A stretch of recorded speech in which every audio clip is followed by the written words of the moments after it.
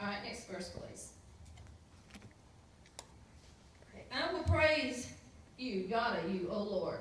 That's with the hands, extended hands. With my whole heart, I will show forth all your marvelous works. I will be glad and rejoice in you.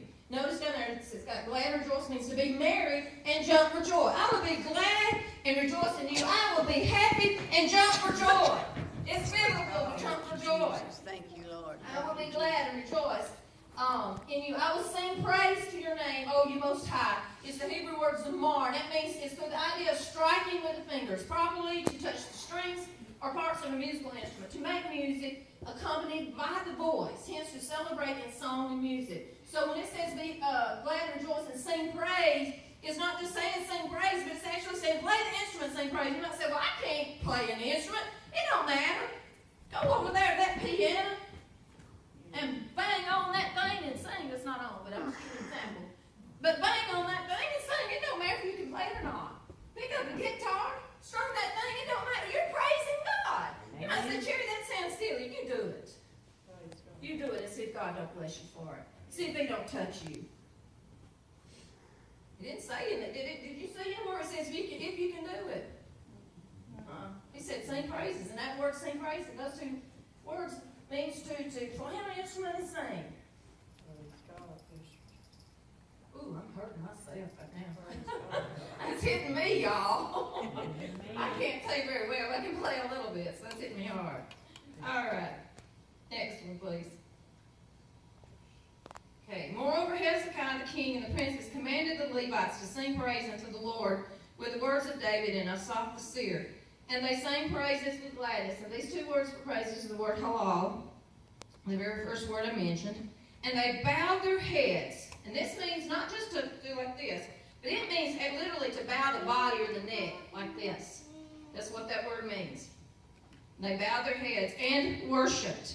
Now I'm going to tell you what worship means. Now I gave you some four words for praise I was going to use, but I'm going to talk about the word worship. And I'm going to tell you what that word for worship is. It's got it down here, shaka. It means to depress or prostrate, bow self down, crouch, fall down flat, humbly beseech, do, make obeisance, do reverence, make to stoop. Now what does that tell you about those definitions I give you? What does that tell you that the word worship here means? Larry, can you give us an example? Lay down. I mean, give us an example, please. Don't just tell us. Get where everybody can see you. You got it right there. That's worship. That's worship. This is praise. Woo, hallelujah! That's worship. But that's only part of worship. That's only part of worship. Okay, let's see. All right, next one, please.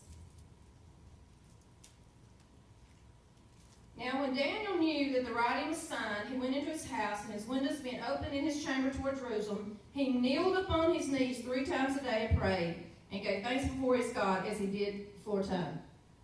Now, notice this word here, he kneeled. In Hebrew, it's the word, now I want you to notice the closeness of these words. It's the word barak. It means to bless or to kneel. That's what that word means, kneel there. I can't hardly do it and get back up. It says, and prayed. It's the Hebrew word selah, and it's pray in the sense of bowing. Like you would bow before a king. And gave thanks. And it's the Hebrew word yada, which is very, you couldn't tell the difference. If you saw it in Hebrew, you couldn't tell the difference between yada and yada. So it means basically the same thing, to praise, to give thanks with extended hands. And besides, I mentioned Wednesday, yod, I don't know if y'all remember it, I said it's the open hand. You can't do anything with a closed fist. Okay, so yada is praising God, open hand, with extended hands. But and the reason Daniel did this is because he had been ordered not to pray to his God. Well, he went all out. He kneeled, he blessed, he prayed, he worshiped, because he bowed before the Lord. You can sit in there. And he extended his hands, raised his hands, and praised to God. He went all out. When they said, don't you pray? He didn't just stop at praying. He went all the way. He said, they're going to get me for doing it right. So when the world persecutes you, then you might as well do it right. Don't have to do it. Wholeheartedly do it. Praise God wholeheartedly. You're going to do this? Go all the way. Woo! Hallelujah. Well, I didn't feel the Spirit moving. He didn't say nothing about feeling the Spirit moving. Did I ever read any scripture where it said, praise Him if you feel like it, or if you feel the Spirit moving, you do it? No. It just said, do it. Or they did it. Okay, 3 things he did here. He kneeled, he prayed, and he gave thanks, and praised God, and then we know that he worshiped. That's actually 4. All right, next one, please. Okay, oh, come, let us worship and bow down. Let us kneel before the Lord our Maker. Psalms 95 and 6. So I ask the question, what is worship? It goes back to shaka, to depress, prostrate, bow down, crouch down, so on and so on. And then bow down, the word bow down in this verse is kara. It means to bend the knee. It's the same thing as barak does, to kneel, to bend the knee. But it implies to sink, to prostrate down. Not just like I was showing you a while ago, it's almost the same as bowing and prostrating down like that, but on your knees instead of laying flat like he did. Worship is laying flat, which this is a form of worship as well.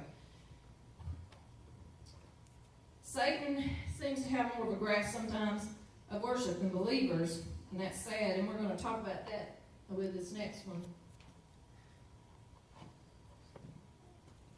Matthew 4:9 said unto him, all these things will I give you if you will fall down and worship me. This is what Satan said to Jesus after Jesus had fasted 40 days and he was tempting him here. And look at what this word in the New Testament in Greek means. It means to kiss, like a dog licking his master's hand, to fawn or crouch, to prostrate oneself in homage, to reverence, to adore. You see what Satan was wanting Jesus to do? He was wanting him to fawn all over him. To kiss his hand like a dog would kiss his... I'm sorry, Joker. Jesus knew what he was saying to him. A lot of us had never looked up the meaning, so we didn't know what he was really saying. Man, that Joker's... He's slick, ain't he? Stupid, but slick.